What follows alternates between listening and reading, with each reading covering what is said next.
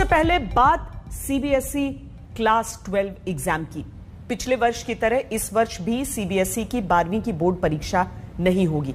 लंबे समय से छात्र और अभिभावक इसकी मांग कर रहे थे।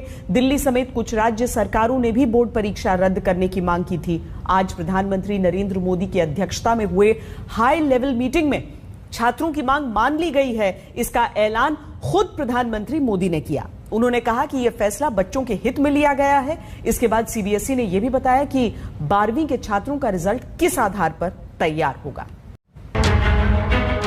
कोरोना की लहर के बीच 10वीं की परीक्षा तो पहले ही रद्द कर दी गई थी।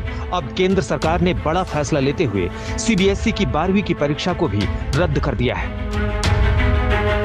बोर्ड परीक्षाओं को लेकर प्रधानमंत्री नरेंद्र मोदी की बैठक में ये अहम फैसला हुआ है। इस बैठक में प्रधानमंत्री के अलावा गृह मंत्री अमित शाह, रेल मंत्री पीयूष गोयल, महिला एवं बाल विकास मंत्री स्मृति ईरानी, वित्त मंत्री निर्मला सीतारमण और रक्षा मंत्री राजनाथ सिंह सहित दूसरे केंद्रीय मंत्री मौजूद थे। सूत्रों के मुताबिक प्रधानमंत्री ने छात्रों की सुरक्षा को लेकर सवाल पूछे और फिर ये तय किया गया कि परीक्षा रद्द करना ही सबसे बेहतर फैसला है। पीएम ने कहा कि कोरोना के बीच ऐसे माहौल में बच्चों पर तनाव डालना ठीक नहीं है। प्रधानमंत्री ने फैसले के बाद ट्वीट किया, भारत सरकार ने सीबीएसई की 12वीं की परीक्षा रद्द करने का फैसला लिया है।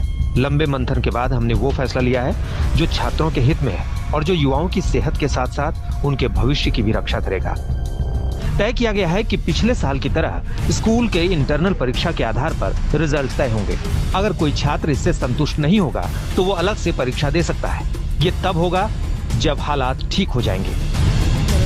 इससे पहले दिल्ली की सरकार ने परीक्षा रद्द करने की मांग की थी और पिछली परफॉर्मेंस के आधार पर छात्रों का आकलन करने की सलाह दी थी। मुझे बहुत खुशी है इस बात की कि बच्चों के हित में फैसला लिया गया है।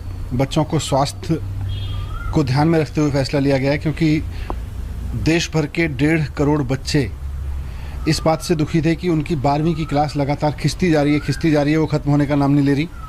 दूसरी तरफ उनके मन में ये भी था कि अब हम आगे की पढ़ाई कैसे करेंगे जब 12वीं ख़त्म नहीं होगी, और अगर परीक्षा देने के लिए बाध्य किया जाएगा तो उसका नुकसान यह है कि आज जिस तरह से देश में कोरोना बढ़ रहा है उसमें उनकी जान को खतरा था।